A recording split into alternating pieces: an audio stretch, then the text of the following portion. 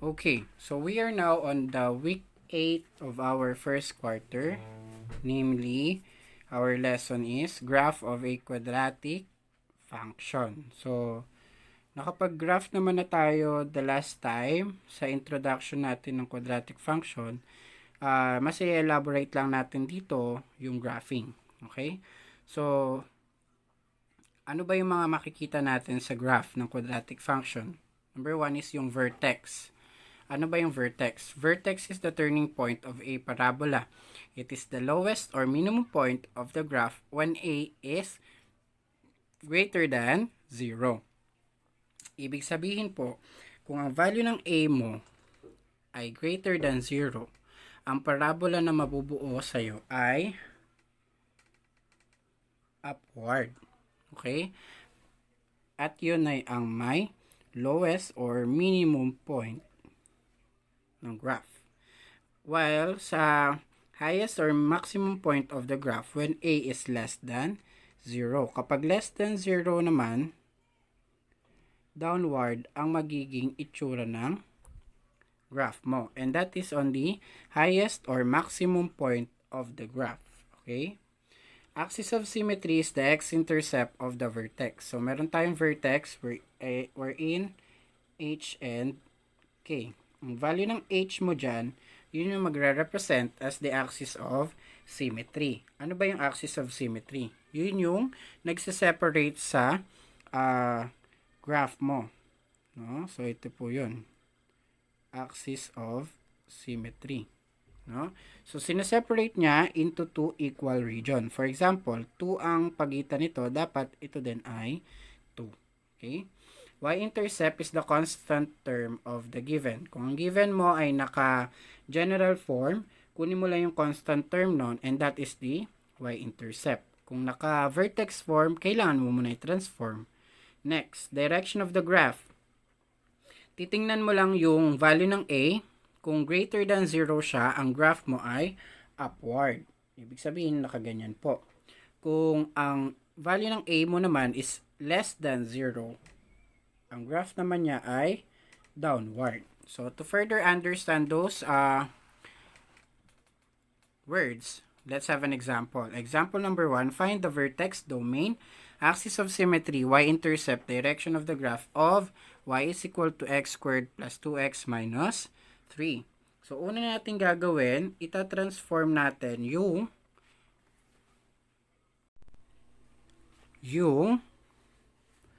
general form into standard form or vertex form. So, transform muna natin siya into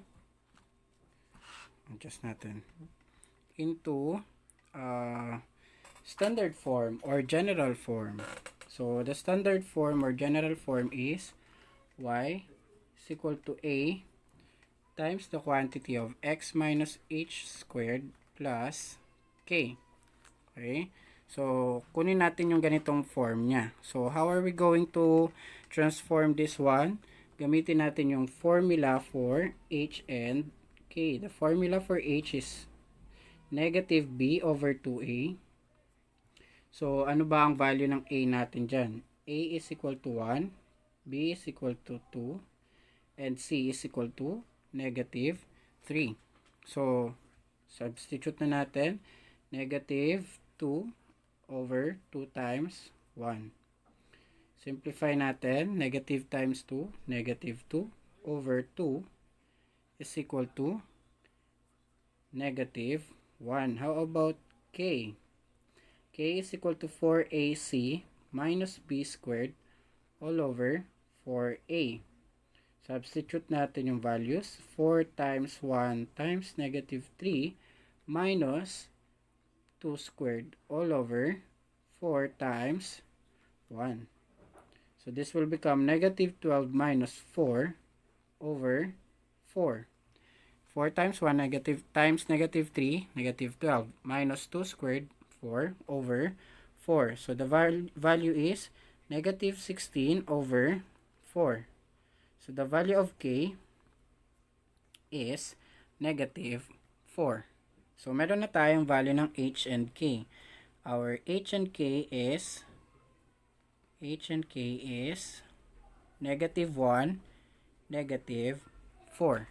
Okay? So, itatransform na natin siya into standard form. So, this will become y is equal to x minus negative 1, ilagyan natin ng bracket, squared plus negative 4. Dahil negative 4 ang given natin. Next, y is equal to x plus 1 squared minus 4. Kailangan natin simplify yung given natin dito, which is negative times negative, positive. Okay? Then, positive times negative, negative. So, meron na tayong vertex form ng given natin na general form. So, next, ang sunod natin na gagawin is to identify the given na mga hinahanap, which is yung vertex. V stands for vertex, domain, axis of symmetry, next is Y-intercept, next, and the direction of the graph, okay, so baba natin.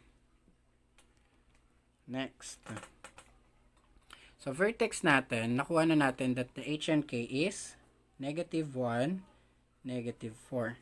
Domain natin, all real numbers.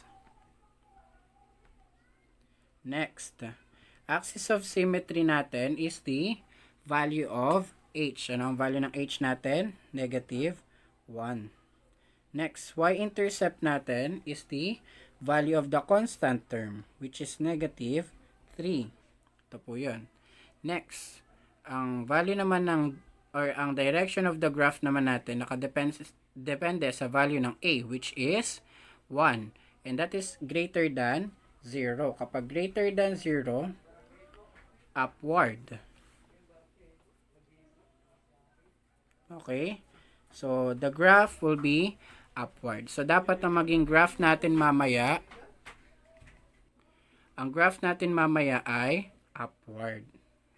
Next, after natin makuha yung mga pinapahanap, i-graph na natin siya.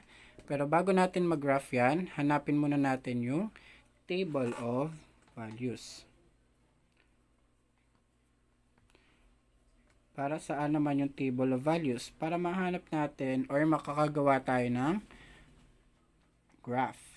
So, given natin y is equal to x squared plus 2x minus 3.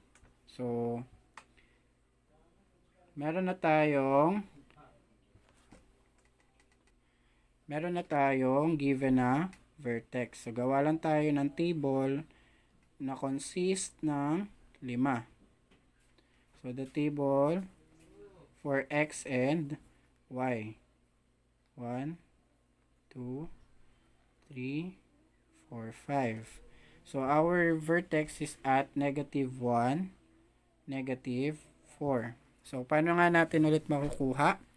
Kung ano yung nasa right side ng given natin, that is, yung mas mataas sa kanya, which is 0 and 1.